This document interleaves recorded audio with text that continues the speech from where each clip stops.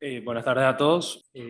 El día de hoy les voy a hablar entonces un poco sobre choques climáticos y los efectos que puede tener en la política monetaria. Voy a tratar de ser un poco conciso en consideración al tiempo, así quizá damos pie a más preguntas al final, ¿verdad? Entonces voy a hablar un poquito de la importancia de los choques climáticos en la economía, presentar un pequeño modelo econométrico que considera estos choques y algunas consideraciones finales. Entonces, cuando hablamos de choques climáticos, en general hablamos en este estudio y en la mayoría de los estudios que se realizan al respecto, nos enfocamos en las oscilaciones del niño del sur, que en español le llamamos ENOS, o en inglés las siglas serían ENSO, ¿verdad?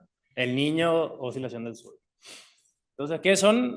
Son los patrones de calentamiento y enfriamiento de las aguas en el Océano Pacífico tropical central. Entonces, a las fases cálidas le llamamos el niño, a las fases de enfriamiento le llamamos la niña, ¿verdad? Estas oscilaciones van a afectar entonces la distribución de lluvia en los trópicos y tienen un fuerte efecto en el clima a nivel global, ¿verdad? Santoso en el 2017 nos dice, ¿verdad?, que es la fuente más importante de variabilidad climática a nivel global, ¿no? Entonces, y estos efectos climáticos se extienden a hábitats terrestres, marinos, a la disponibilidad de agua, a la seguridad alimentaria y a las economías en general, ¿verdad?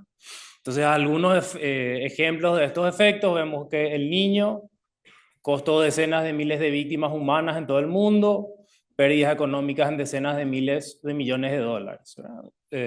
Un estudio de McFadden en el 2006. Hubo perturbaciones ambientales como inundaciones devastadoras en Perú y graves sequías e incendios forestales en el sudeste asiático. Entonces estamos hablando de el niño, entonces cuando es la fase cálida, ¿verdad?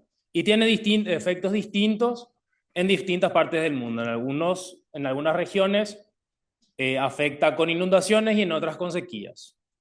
Por otro lado, la niña puede generar inundaciones catastróficas en algunas regiones o sequías severas en otras regiones como el suroeste de Estados Unidos, ¿verdad?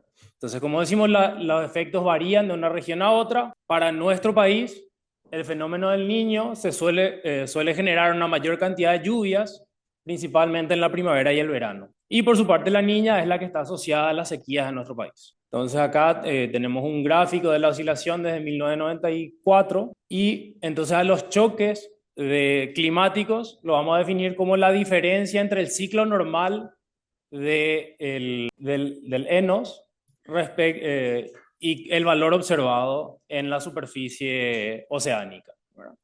Entonces en el gráfico de abajo podemos ver esa oscilación de los choques climáticos a través del tiempo. Entonces, un fenómeno que se observa ahora es que estos ciclos se van repitiendo cada vez o se van observando extremos cada vez de forma más pronunciada y con mayor repetición. Entonces, podemos ver también un poco de alguna manera la correlación que existe entre el crecimiento de nuestra economía y el índice del niño oceánico, ¿verdad? Entonces, como decíamos, el niño es el que genera las lluvias más intensivas en el país y lo cual podría favorecer a lo que es la agricultura, lo que es la generación de energía hidroeléctrica y las variaciones negativas del ciclo de enfriamiento es el que podría estar asociado más a las sequías en el país. Algunos canales por los cuales las variaciones de ENSO podrían afectar la inflación y por ende a cómo debemos conducir la política monetaria es como hablamos de las disminuciones de lluvia que van a afectar directamente a estos sectores que son bastante importantes en nuestro país y además esto puede afectar las expectativas y los planes de inversión en el sector privado.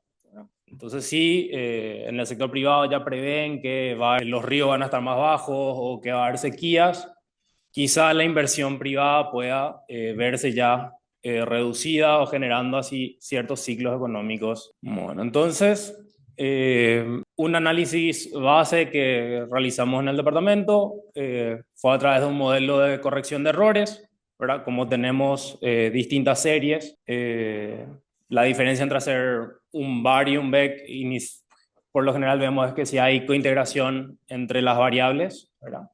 Si no hay cointegración, podemos utilizar un VAR en diferencias, acá tenemos que hay 5 relaciones de cointegración, entonces pasamos a realizar el análisis en un modelo de corrección de errores. Pasando ya a lo que son los resultados, un poco de un choque de 1% en la anomalía del niño oceánico. En este caso analizamos la niña, que sería el que tendría efectos negativos para nuestro país. Vemos que el efecto más notorio se observa ya prácticamente 3 trimestres después del choque captado en el nivel del suelo oceánico y el cual se va revirtiendo en el tiempo. Para el deflactor del PIB, que implica, vemos que en el primer trimestre no va pasando nada, pero luego esto puede ir generando presiones inflacionarias, hasta 0,35 puntos porcentuales.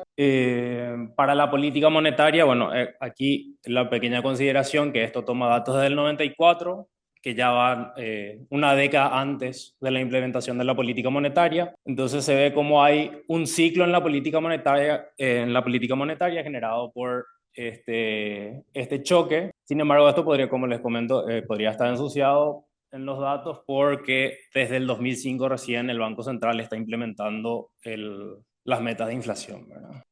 Para la inversión también vemos que la inversión se resiente un trimestre antes ya que la caída del Producto Interno Bruto total.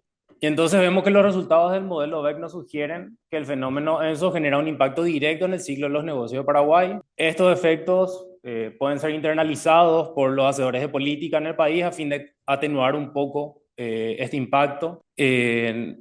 Nos referimos, por ejemplo, ya una vez internalizado, probablemente si pudiésemos considerar solamente el periodo de metas de inflación, no veríamos esa subida inicial de la tasa de interés tratando de contrarrestar la inflación, sino teniendo en cuenta que es un choque transitorio, ¿verdad? El, el Banco Central probablemente tendría que tener un periodo en el cual tenga que bajar la tasa en vez de estar subiendo inicialmente, como habíamos visto aquí, ¿verdad? No generar ese ciclo inicial hacia arriba.